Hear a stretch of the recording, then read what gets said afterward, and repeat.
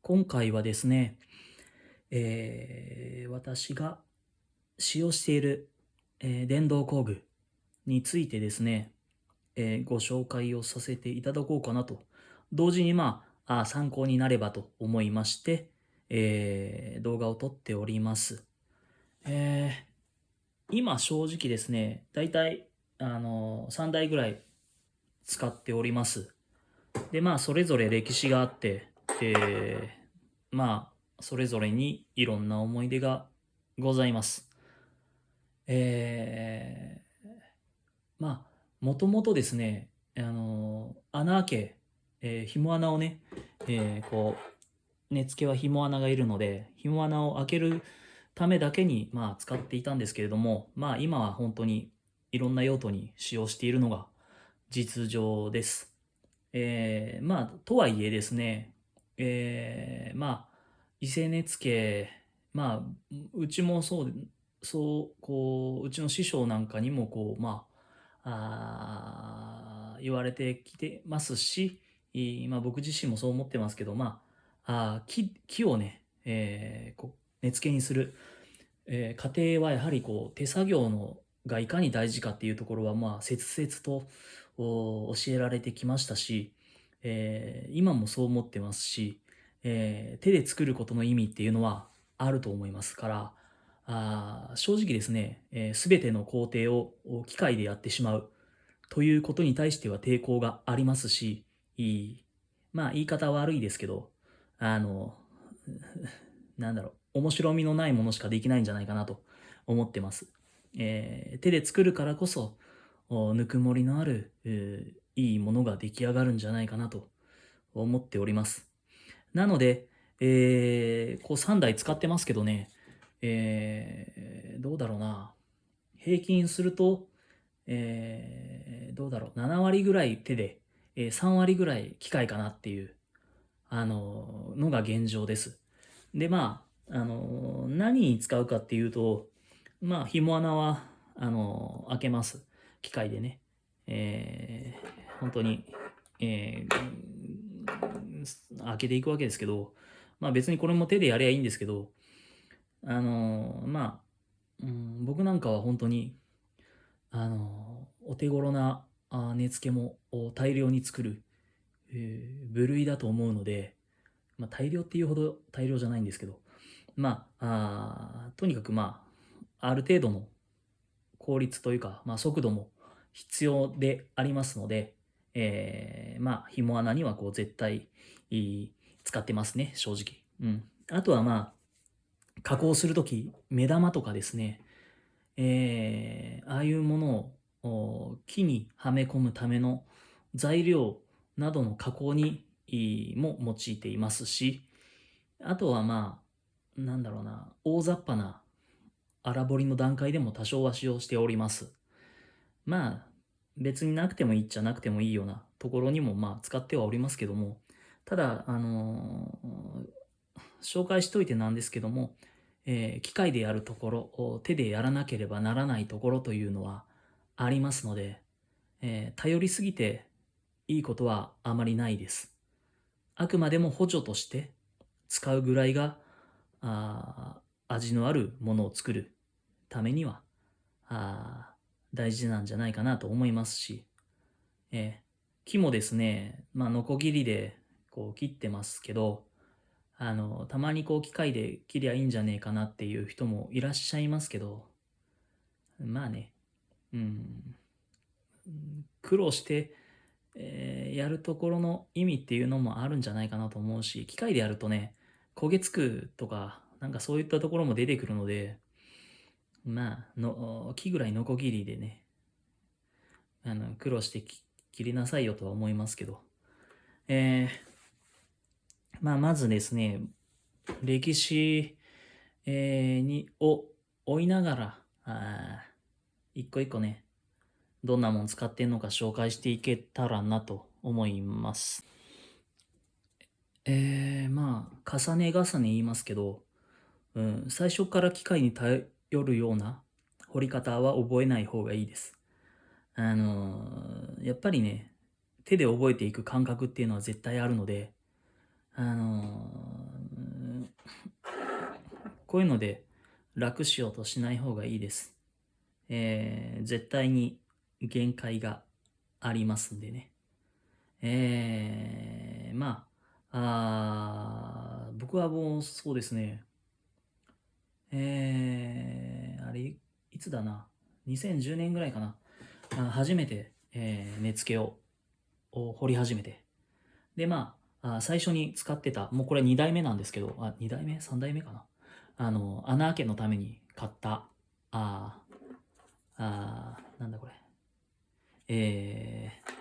正式名称はミニルーターになるのか。うん。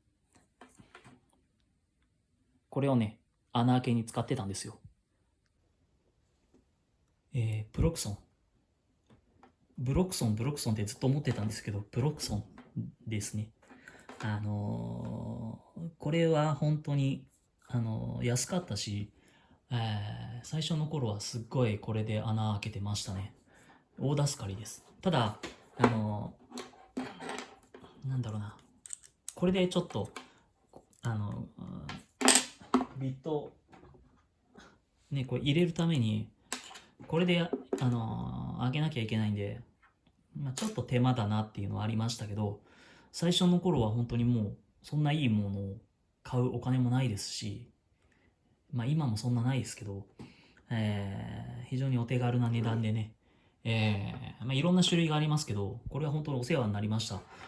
で、今もあるっていうのは、今も使ってる用途があるわけです。教室でいろんなとこ行くんですけど、持ち運びが割とね、楽なんで、教室行くときはこれ持ってって、穴開けとかしてます。で、あともう一個ね、大きな特徴は、こうやってね、ここ変えれるんですよ。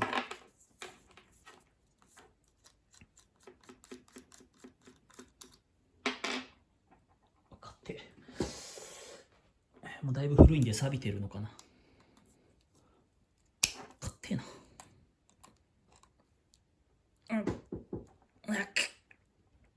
お、なんだこれ。ほんと硬いな。ちょっと、待って。硬い。もう、ダメかな、これ。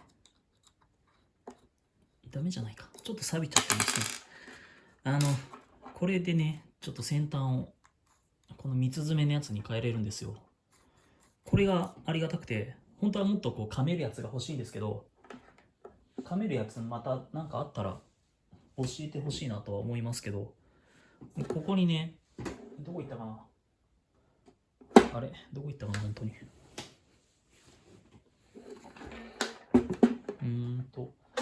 そう、目玉とかね、加工するときに、ねえな、まあいいや。例えば、これは、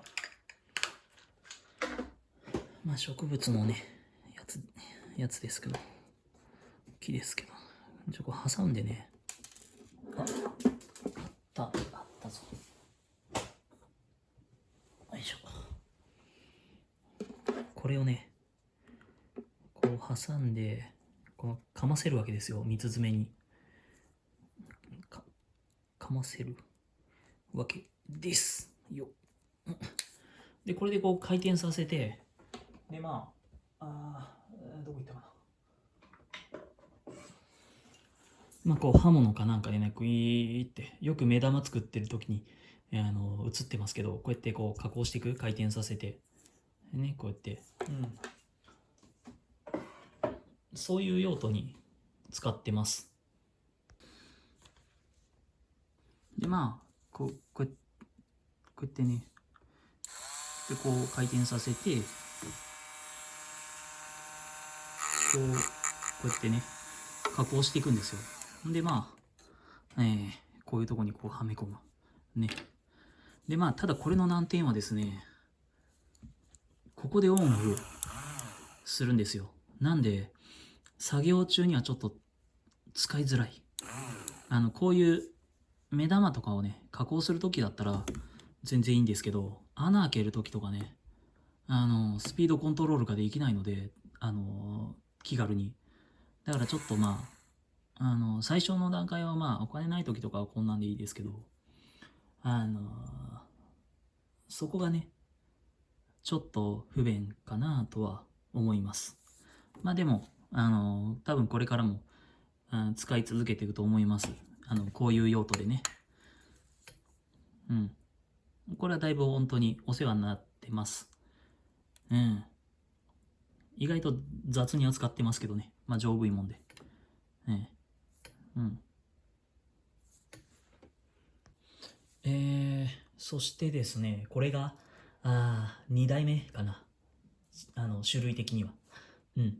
これは本当に長いことお世話になってますし、今もお世話になってます。で、やっぱりね、このフットペダルなんですよね、これ。なんでね、すっごい楽。この、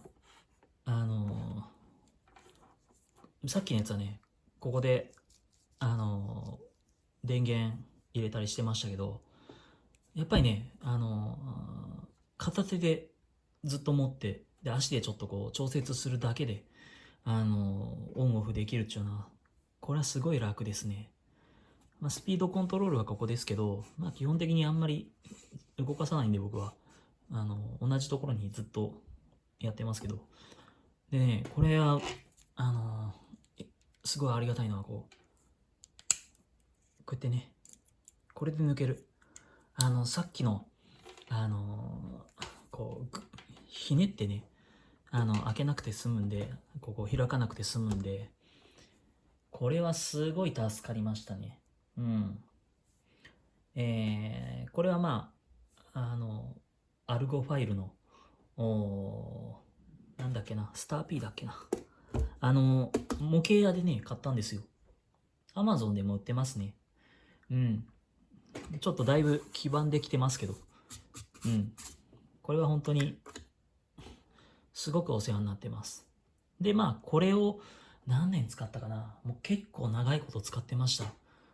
うん。使ってましたって、まあ今も使ってるんで、もうぶっ壊れるまで使い続けると思いますし、本当にこれはもうこれからも、あの助けてくれるんじゃないかなと思います。うん。そしてですね、まあ、ある意味これがうちの真打ちというか、ま今すごく世話になってます。なんでね、さっきの機械あんのに、こっちも買ったんだっていうと、まあ、ちょっと2本あると楽なんですよ。いろいろ。で、まあ、これはですね、さっきのさっきもフットペダルがね、あったんですけど、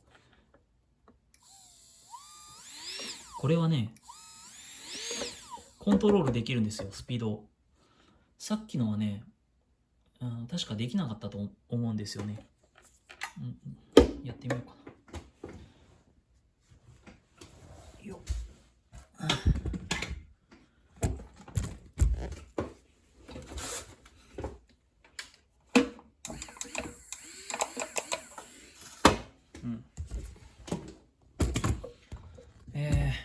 さっきのはね、コントロールできないんですよ、フットペダル。オンオフだけです。で、こっちはね、スピードコントロールできちゃうんですよ。これもすごいね、楽です。ただ、まあまあ、いいお値段しますね。頑張りました。うん。本当はもう一段、上のランクのやつがね、あのいいなと思ってたんですけど、まあちょっと、お財布が寂しいものですから、頑張ってこれ、を、まこれもいいやつなんですけどね。どうしてもね、上を見たら欲しくなるじゃないですか。でもこれは本当にすごくお世話になってますし、ただね、これを買ったちょっと後にモデルチェンジしたのがね、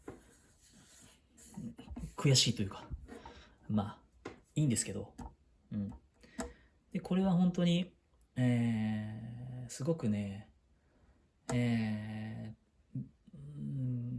利ですね。これもぶっ壊れるまで使い続けたいですね。いい値段したんでね。さぞ長持ちしてくれるだろうと思いながらも、まあ、もうちょっとね、買えればね、あと何台か本当は買えるようなね、ゴミ分になれたらね、工房みたいなこともできるんですけど、まあまあ、まあいいや、そんな話は。この3台がまあ大体、うちのスペシャルメンバーですね。ね、なんて言って、フットペダルね。で、まあ、なんだ、名前言うの忘れたな。これもね、先ほどの、これとね、同じく、アルゴファイルのマキシマ80ってね、書いてますね。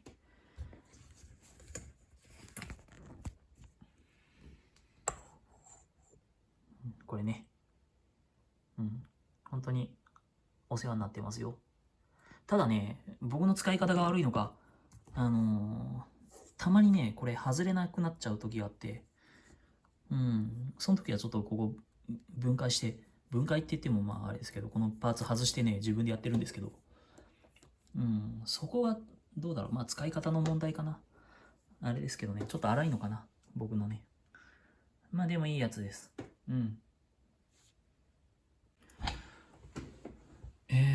ほいでね、よく聞かれたりするんですけど、紐穴の開け方。こう、ね、表面があって、まずね、僕なんかはこう、ドリルでグイーって開けちゃうんですよ、穴を。グイーって。ね。で、次に、ね、こっちから巻ける。グイー、グイーって。で開けるんですよ。まあどんなやつでもいいですけど、穴が開けやね。僕はね、手っ取り早く、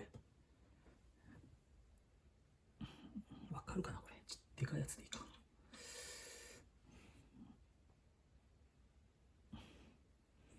なんかね、こういうやつで、グイってこう、ね、開けるんですよ。そして、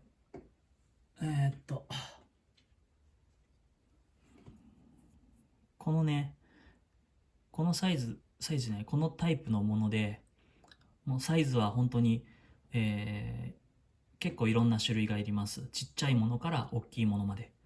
で、これでこう、グイーってやって、で、グイってやって、中グリグリして、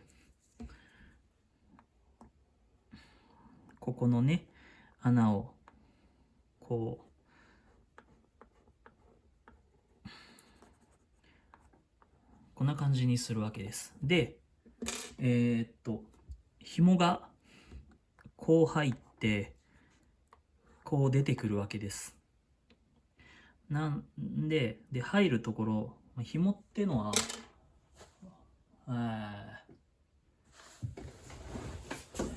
ね、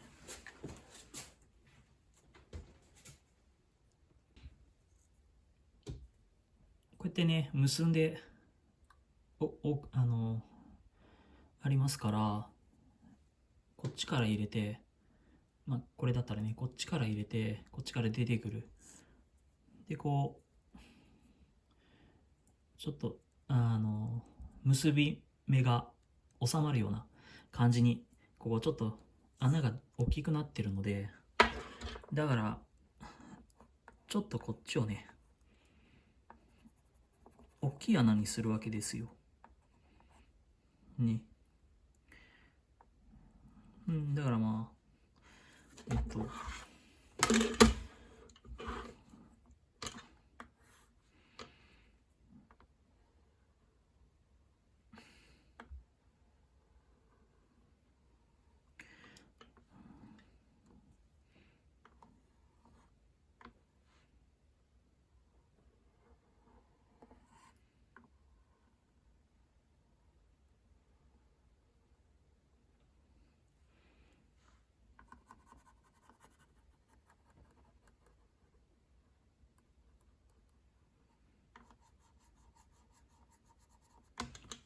こんな感じで、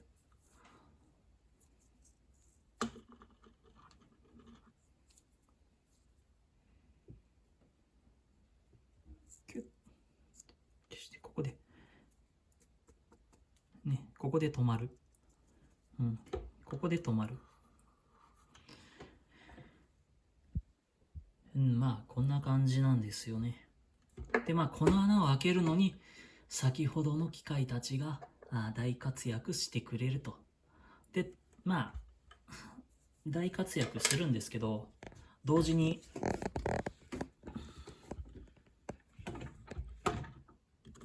こんな木くずを生み出してしまうんで掃除は大変です。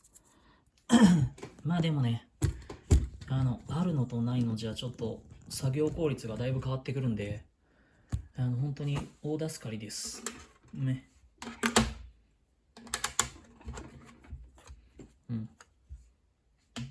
こうね、こんな形になる。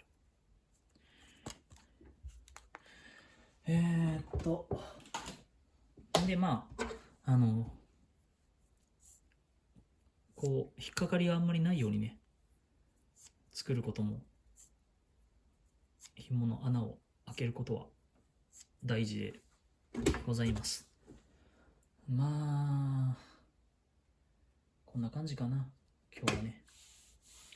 まあとにかく長いことしようと思うんだったらやっぱりあると便利です。最初はね、ただまあどうだろうな、買える人はまあ買ったらいいんじゃないかなと思いますし、僕はね仕事としてやっていこうと思ったので買ったんですけど、趣味としてやっていくのであればここまでのじゃなくて、まあこれもまあまあしますけど、どうだろうな、2、3万ぐらいのものでいいんじゃないかなと思います。ただ最初は本当に一番最初に紹介したプロクソンのものなら1万円以下で買えると思いますんで、あれでねしばらく、やって、値付けをする人はね、趣味としてする人はね、やってで長く続きそうだなと思ったらちょっと値段のいいフットペダルのねものだとすごく便利なんで、それに変えていいんじゃないかなと思います。ただまあ穴も手で開けるぞ、っていう方はもちろんいますし、そういうこだわりも必要かな、かっこいいかなとは思います。まあ結局穴はね手で開けようが機械で開けようがまあその他の部分でこう手作業のね技術が求められるので、まあ、僕はこう木しかやったことないですけどね、この木彫りしかしたことないんで、鹿の角とかイノシシの牙とかあんまり加工したことはないんでわかんないですけど、まあ少なくとも木で言えばね、最終的ななんだろうな、雰囲気を生み出していく、根付けの雰囲気を生み出していくのは手の強弱だと思うので、機械もねすごい便利ですけど、例えばなんだろう、こういうやつでね、なんかこうガーッと大まかな形を作っていくのにたまにやりますけど、結局でもまあ時間はかかるんでね、飲みでやろうがこれでやろうが、これもガーってすっごい削れるほど柔らかい木じゃないんで、次はまあ結局これもなんだろうな、万能ではないということを覚えていただければなと思います。ただあったら便利だなっていうのが電動工具です。でまあうるさいほど言いますけど、結局でも物を言うのは自分の手と刃物でございますんでね。まあ、栗とか、簡単なものなら、まあ、機械である程度まではできるかと思います。うん。まあ、あったら便利だなって思う程度で言ってください。うん。